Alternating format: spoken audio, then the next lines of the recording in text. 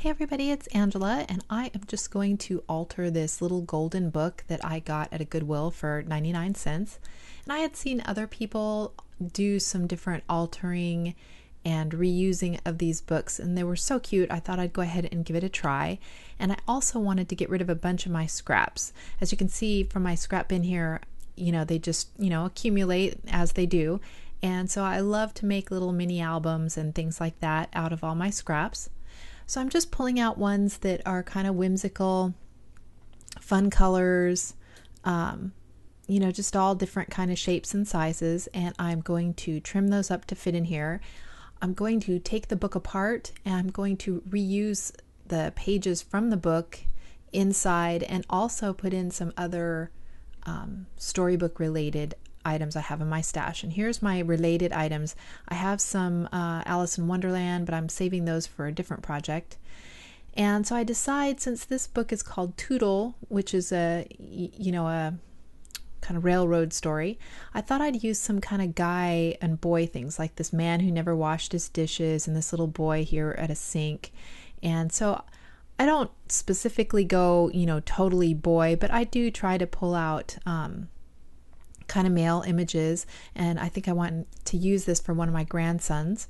So so I just pull out, those are some dictionary pages from a child's dictionary, and then I'm going to take apart the book here, and there's just two staples that hold it together, and so you just kind of have to break through the little gold paper on the spine to get the back of the staple, and I'm just bending those up so I can remove it.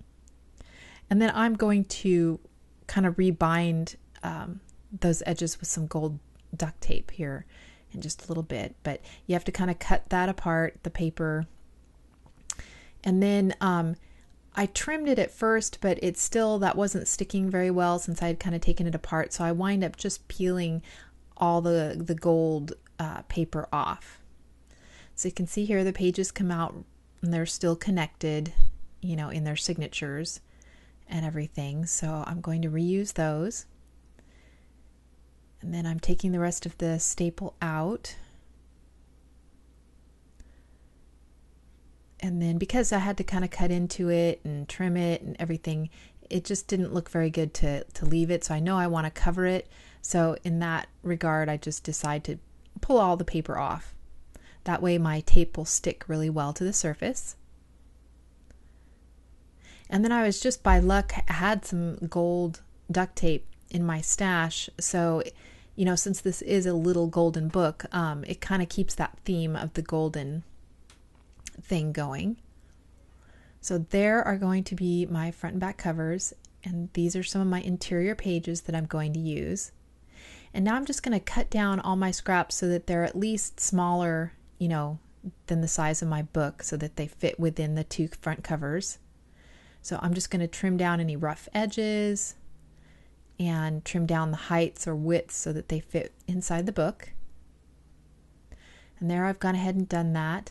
And then these leftover pieces where I trimmed it down, I'm going to bend those and use my sewing machine to sew across the bottom and make a couple little pockets. And I'm going to make a lot of pockets in here because I like to stick little cards and pictures and other ephemera and stuff inside my mini album. So I'm going to do a couple pockets like this with the leftovers. And you could use all your scraps for pockets, but I pulled my stash because I'd bought in some, these are like some game cards. I don't even know what game it came from. Some kind of matching game. And I'm just going to take two cards and put one on each side and sew them along the side and the bottom to make little pockets. And then I'm also going to use some Truth and Dare cards because I had gotten a pack of those at a 99-cent store a while ago. So it takes a while to go through if you buy a pack of cards to use them up. So any chance I get to kind of add that to a mini album, I go ahead and do it. I also have these flash cards, and I'm going to put two of those and sew those in as well. And then I went to my stash. I pulled out a couple of edge punches and a butterfly punch, and I did some of the page edges. There you can see I sewed across the bottom of that and across that, just some ephemera that I had. I punched a butterfly and did a lot of the edges with the edge punches. And then I'll show you a flip through at the end. So I left my threads just kind of hanging because I like that look. And then I wanted to cover where it had been written on by someone in the past. And so I'm just going to take a little scrap of paper, and since that cardboard's too thick for me to sew, I'm just going to glue it here along two edges and make a pocket in the front for that. And that just covers up this handwriting, but it still leaves the little golden book front page showing so you can see it. Now here's where I take my duct tape, and I don't need the full width of it, so I'm going to stick it on here, and then I'm using both my cutting mat and this plastic ruler, things that I know I can get the tape peeled back off of. And I'm just trimming down my tape because I don't need the full width of it to wrap around. This is my leftover piece. I'm just sticking it on a scrap. I thought maybe I could use that for something else in the future. So it just has a gold edge now. So I threw that back in my scrap bin. And there I am. I'm just folding that over. So that just kind of neatens up that whole binding edge and keeps it looking like a little golden book. Gives that little gold touch. And I'm going to take my cinch and just do some binding rings. I didn't get them completely round when I cinched it. I don't use my cinch enough to get really good at it actually. So, but I got it pretty good. And so here's what I did. I put these are some October Afternoon, the miscellany, some real old stuff. I used a lot of my washi tape there. You can see it. I put it on the top of the pocket, a K & Company wagon, and a little phrase sticker on top of that. And then these other little phrase stickers, I stuck them through the whole book. You know, it's a great way to use up the end of your sticker pages and odd pieces of ephemera that you don't know, it doesn't really go with anything else, or you don't have a story to tell. It's a child's book is a perfect place to do that because you're thinking about imagination and all kinds of eclectic things. So it seems to work to get rid of some of those like giraffe or flamingo stickers that you might not be able to use in your normal scrapbooking. A mini album like this is a great place to use them up. So I'm just going through my stash. I have a bunch of like old tags and things, and there's some more October Afternoon and stickers and these shipping tags I had a lot of in my stash. There's that zebra from Amy Tan. I stuck that in here because, where else would I be using that unless, I don't know, maybe if I had a zoo page for one of the grandkids. But yeah, so I just went to town. You can see I used a puffy sticker, a tab. There's washi tape at the bottom of that page. I used washi tape on a lot of the spines or the outside edge, of a lot of the pages and the top and bottom of pages, and just to add a little touch. This is one of those little games, scratchety things, I forget what they call them, that I had as a kid. I used to love those. I had a small one I stuck in there. And so now I'm just going through, that's like a Project Life type of a card. And then these other like cut apart tags left over from, cut apart sheets that I didn't use the whole thing. And so I'm just kind of putting those through. There I put a phrase sticker on top of that zebra. And some of the pages I left where all the text is, that will be where I put a photograph. You can see another phrase sticker on the upper left. A little more sewing. There's another bicycle sticker I didn't have a use for. There's some of that dictionary.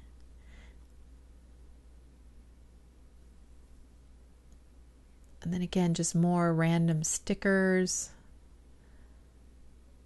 There's another October Afternoon piece on that Truth and Dare card. There I put some washi at the bottom of that book page, and it helps stiffen the book pages up. If you have a thinner piece of paper, putting washi along the edges really helps kind of beef the page up. And again, I'm just kind of going through my stash, using up some of these random pieces that had been in my stash or on the top of my desk that I hadn't known what to do with. There's another bicycle image that I put next to that dictionary pocket that says wheel.